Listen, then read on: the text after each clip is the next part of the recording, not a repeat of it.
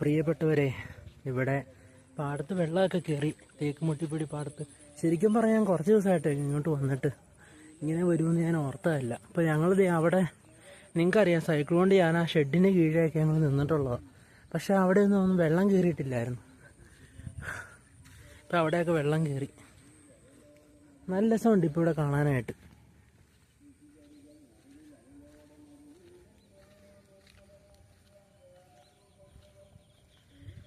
അയ്യോ, മുഴുവൻ വെള്ളമായല്ലോ. അങ്ങോട്ട് പോകാൻ തന്നെ പേടിയാണ്, കണ്ടത്തിലേക്ക് വീഴും.